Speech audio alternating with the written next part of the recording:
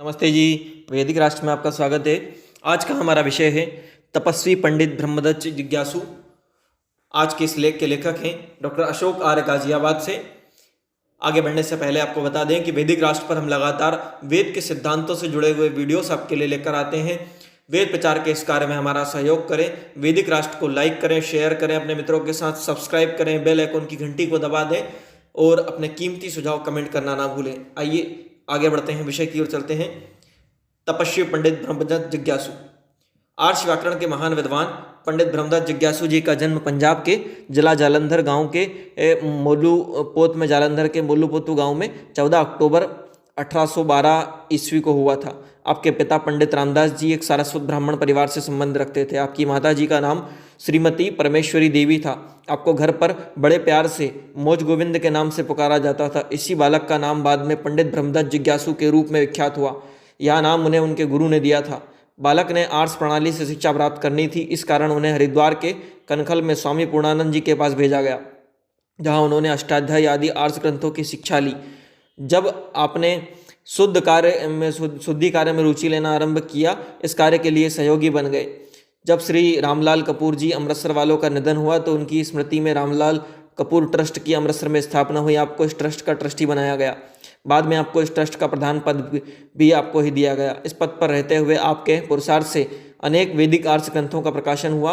अपने जो इस ट्रस्ट के माध्यम से प्रकाशित करवाए वह ग्रंथ आज शोधार्थियों के लिए अत्यंत उपयोगी बन गए हैं।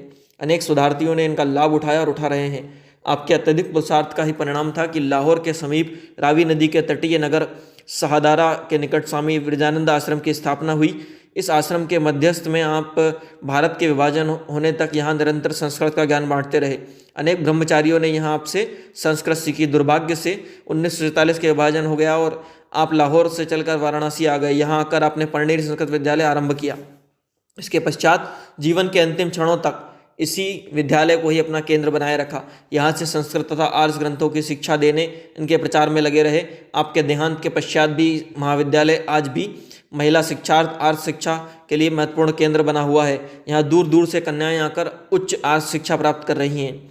एक समय इस प्रकार का भी आया जब पंडित दामोदर सातवलेकर ने वैदिक देवतावाद विषय पर स्वामी जी के विचारों को पसंद नहीं किया, तो आपने उनसे शास्त्रार्थ के माध्यम से इस विषय पर चर्चा की।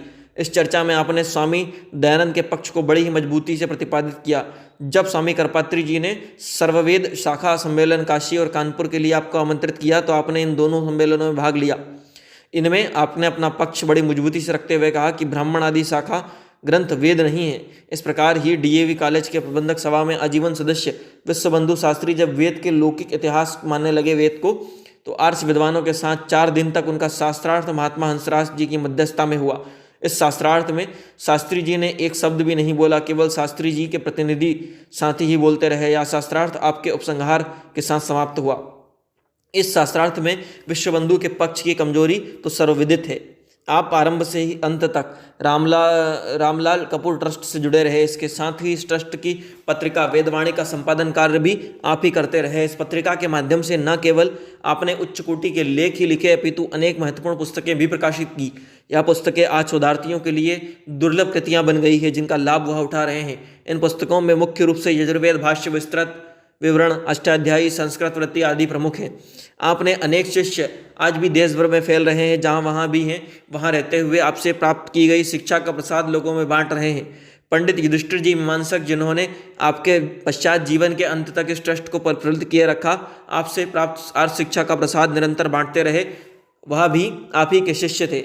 पंडित ब्रह्मदत्त जिज्ञासु जी के श्रेष्ठ कार्यों तथा अत्यधिक विद्वत्ता के कारण आपको अनेक सम्माननीय पदों पर भी सुशोभित किया गया। जैसे वाराणसी संस्कृत विश्वविद्यालय के सिंडिकेट के आप सदस्य बनाए गए।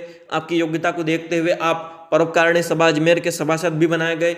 आपकी संस्कृत के लिए अभूतपूर्व सेवा के लिए भारत के राष्ट्रपति ने आपको 1964 ईस्वी में न केवल संस्कृत विद्वान स्वरूप ही सम्मानित किया, अपितु 1500 रुपये मासिक वृत्ति भी लगाई गई। उस समय 1500 रुपये आज के 1.5 लाख रुपए से ऊपर भी बैठते हैं। इस प्रकार आप अपने युग के संस्कृत साहित्य के क्षेत्र के महानतम योद्धा थे। आप अपने समय के सकल शास्त्र पारंगत अद्वितीय महान आर्य प्रचारक स्वामी दयानंद जी के पश्चात वैदिक व्याकरण के अभूतपूर्व विद्वान थे। इस प्रकार के पंडित ब्रह्मदत्त जिज्ञासु जी ने 21 दिसंबर 1964 को ईस्वी को हृदय गति रुक जाने के कारण इस संसार को छोड़ दिया। और प्रस्तुत लेख के लेखक हैं वैदिक विद्वान डॉक्टर अशोक आर्य गाजियाबाद से। इस तरह के अन्य लेखों के लिए, प्रेरणादायक कहानियों के लिए, महापुरुषों के जीवन परिचय के लिए, वैदिक भजनों के लिए वैदिक राष्ट्र यूट्यूब चैनल को लाइक करें, शेयर करें, सब्सक्राइब करें, बेल आइकन की घंटी को दबा दें। अपने कीमती सुझाव कमेंट करना ना भूलें। धन्यवाद।